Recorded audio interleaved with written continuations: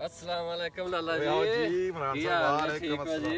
करम ਵਧੀਆ ਬਸ ਸਰੋਂ ਵੱਢਣ ਡਿਆ ਅਸੀਂ ਸਾਹ ਲੈਣ ਬਹਿ ਗਏ ਆ।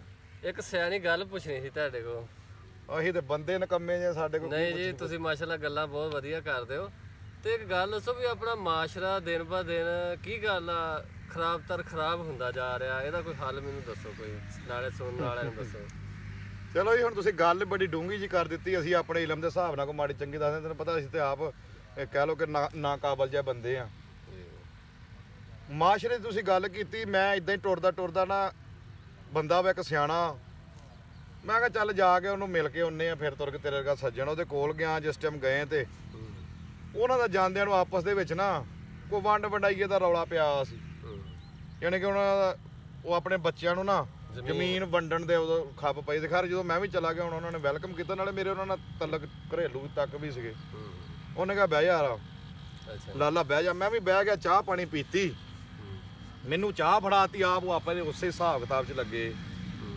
ਖੈਰ ਬਾਬੇ ਦੀ ਜ਼ਮੀਨ ਵਾਹਵਾ ਸੀ, ਉਹਨੇ ਸਾਰੇ ਗੁਣੇ ਪਾ ਕੇ ਨਾ ਤੇ ਉਹਨੇ ਆਪਣੇ ਮੁੰਡੇ ਸੀਗੇ ਉਹਦੇ ਚੌਂ ਮੁੰਡਿਆਂ ਨੂੰ ਉਹਨੇ ਕਿਹਾ ਵੀ ਲੈ ਵੀ ਆਹ ਤੇਰਾ ਗੁਣਾ ਹੋ ਗਿਆ, ਆਹ ਤੇਰਾ ਯਾਨੀ ਕਿ ਚਾਰਾਂ ਜਗ੍ਹਾ ਤੇ ਕਰਕੇ ਉਹਨੇ ਕਿਹਾ ਇੰਨੇ ਨੇ ਕਿੱਲੇ ਤੇ ਇੰਨੇ ਮਰਲੇ ਤੇ ਇਹਨਾਂ ਦੀਆਂ ਸਰਸਾਈਆਂ ਤੁਹਾਡੀਆਂ ਹੋ ਗਈ।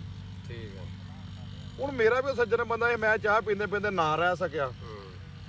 ਮੈਂ ਉਹਨੂੰ ਇਹ ਗੱਲ ਕਹੀ, ਮੈਂ ਕਿਹਾ ਯਾਰ ਬਾਬਾ ਬਾਕੀ ਤਾਂ ਠੀਕ ਆ, ਮੁੰਡਿਆਂ ਨੂੰ ਤਾਂ ਵੰਡਦੀ ਤੇ ਕੁੜੀਆਂ ਉਹਨਾਂ ਦਾ ਹਿੱਸਾ ਕਿੱਥੇ ਆ? ਉਹ ਮੈਨੂੰ ਕਹਿੰਦਾ ਯਾਰ ਇਸ ਗੱਲ ਨੂੰ ਛੱਡ ਤੂੰ, ਬਸ ਇਹਨਾਂ ਨੂੰ ਦੇਣੀ ਆ ਕੁੜੀਆਂ ਤੇ ਫਿਰ ਤੈਨੂੰ ਪਤਾ ਪਰਾਇਆ ਤਨ ਹੁੰਦੀਆਂ। ਮੈਂ ਕਿਹਾ ਯਾਰ ਨਹੀਂ ਫਿਰ ਵੀ ਉਹਨਾਂ ਦੇ ਕਹਿੰਦਾ ਯਾਰ ਤੂੰ ਪਿਓ ਉਹਨਾਂ ਦਾ ਮੈਂ ਆ ਕਿ ਤੂੰ ਜ਼ਿਆਦਾ ਜਾਂਦਾ। ਮੈਂ ਕਿਹਾ ਯਾਰ ਪਿਓ ਤੂੰ ਹੀ ਹੋਏਗਾ, ਲੇਕਿਨ ਇੱਕ ਗੱਲ ਜਦੋਂ ਕੁਰਾਨ ਪਾਕ ਦਾ ਫੈਸਲਾ ਵਾ, ਹਦੀਸ ਦਾ ਫੈਸਲਾ ਵਾ, ਸ਼ਰਾ ਦਾ ਫੈਸਲਾ ਵਾ ਕਿ ਧੀਆਂ ਦਾ ਹੱਕ ਉਹਨਾਂ ਨੂੰ ਦਿਓ ਤੇ ਉਹਨੂੰ ਵੀ ਦੇ। ਉਹ ਵੀ ਹੁਣ ਜਦੋਂ ਗੱਲਾਂ ਬਾਤਾਂ ਜੋ ਇੰਨੀਆਂ ਸਖਤ ਕੀਤੀਆਂ ਤੇ ਉਹ ਵੀ ਮੈਨੂੰ ਅੱਗੋਂ ਕਹਿੰਦਾ ਕਿ ਯਾਰ ਤੂੰ ਇਹ ਗੱਲ ਦੱਸ ਵੀ ਤੁਸੀਂ ਦਿੱਤੀ ਆ, ਤੁਸੀਂ ਕੁੜੀਆਂ ਦਾ ਜਾਂ ਭੈਣਾਂ ਦਾ ਹਿੱਸਾ ਦਿੱਤਾ। ਤੇ ਮੈਂ ਅੱਗੋਂ ਉਹਨੂੰ ਇੰਨੀ ਗੱਲ ਕਹੀ, ਮੈਂ ਕਿਹਾ ਯਾਰ ਚਲੋ ਸਾਡੇ ਤੇ ਨਹੀਂ ਰਿਵਾਜ ਤੇ ਤੂੰ ਤੇ ਦੇ। ਤੇ ਉਹ ਵੇਖਣ ਵਾਲੇ ਸਾਰੇ ਹੱਸ ਪਏ। ਮਕਸਦ ਗੱਲ ਕਰਨ ਤੈਨੂੰ ਮਿਸਾਲ ਦੇਣ ਦਾ ਹੈ ਵੀ ਜਦੋਂ ਆਪਣੇ ਤੇ ਗੱਲ ਹੁੰਦੀ ਹੈ ਨਾ ਉਦੋਂ ਰਿਵਾਜ ਕੱਢ ਲਈ ਤੇ ਸਾਡੇ 'ਚ ਨਹੀਂ। ਹਰ ਬੰਦਾ ਕਹਿੰਦੇ ਨੇ ਅੰਬਲ ਸੇ ਜ਼ਿੰਦਗੀ ਬਣਤੀ ਹੈ, ਜੰਨਤ ਵੀ ਜਹੰਨਮ ਵੀ, ਇਹ ਖਾਕੀ ਆਪਣੀ ਫਿਤਰਤ ਮੇ ਨਾ ਨੂਰੀ ਹੈ ਨਾ ਨਾਰੀ। ਮਸਲਾ ਗੱਲ ਕਰਨ ਦਾ ਅਸਲ ਤੇ ਇਹ ਆ ਵੀ ਪਹਿਲੋਂ ਆਪਣੇ ਆਪ ਤੇ ਤਾਰੀ ਕਰੀਏ।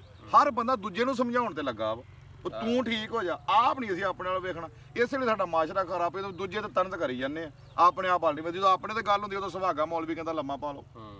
ਮੌਲਵੀ ਦੀ ਗੱਲ ਵੀ ਤੁਸੀਂ ਸੁਣੀ ਹੋਣੀ, ਉਹ ਚਲੋ ਇਹ ਵੀ ਮੈਂ ਤੁਹਾਨੂੰ ਹੁਣ ਨਾਲ ਲੱਗਦੇ ਸੁਣਾ ਦੇਵਾਂ।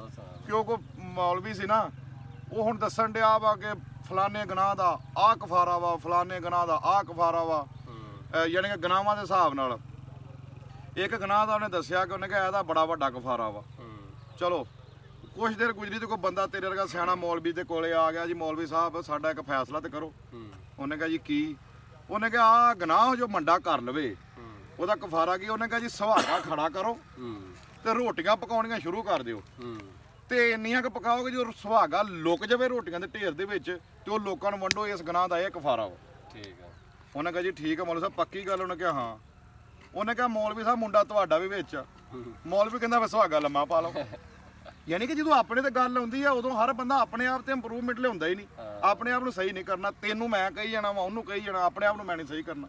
ਇਹ ਸਿਰਫ ਮਾਸ਼ਰੇ ਸਾਡੇ ਖਰਾਬ ਹੋਣ ਦਾ ਮਕਸਦ ਹੈ ਕਿ ਹਰ ਬੰਦਾ ਅਗਲੇ ਨੂੰ ਕਹਿੰਦਾ ਆਪ ਨਹੀਂ ਸੋਚਦਾ। ਯਾਨੀ ਕਿ ਤੁਹਾਡੀਆਂ ਗੱਲਾਂ ਦਾ ਮਜਮੂਆ ਇਹ ਆ ਕਿ ਆਪਣੇ ਆਪ ਨੂੰ ਠੀਕ ਕਰੋ, ਆਪਣੇ ਆਪ ਨੂੰ ਠੀਕ ਕਰੋ, ਛੱਡੋ ਦੂਸਰੇ ਨੂੰ ਆਪੇ ਠੀਕ ਹੋ ਜਾਊ। ਦੂਸਰਾ ਆਪੇ ਜੋ ਤੁਸੀਂ ਸਹੀ ਹੋਵੋਗੇ ਅਗਲਾ ਕੋਈ ਯਾਰ ਉਹ ਵੇਖੇ ਨਾ ਸਹੀ ਹੈ ਮੈਂ ਵੀ। ਯਾਨੀ ਕਿ ਅਸੀਂ ਅਗਲੇ ਨੂੰ ਠੀਕ ਕਰਨ ਆਪ ਉੱਥੇ ਹੀ, ਸਾਡੇ 'ਚ ਰਿਵਾਜ ਨਹੀਂ ਜੀ। ਆਹ ਗੱਲ ਆ ਇਮਰਾਨ ਸਾਹਿਬ ਸਾਡੇ ਜੇਨ ਦੇ ਮੁਤਾਬਕ ਵੀ ਅਸੀਂ ਆਪਣੇ ਆਪ ਨੂੰ ਨਹੀਂ ਠੀਕ ਕਰਦੇ।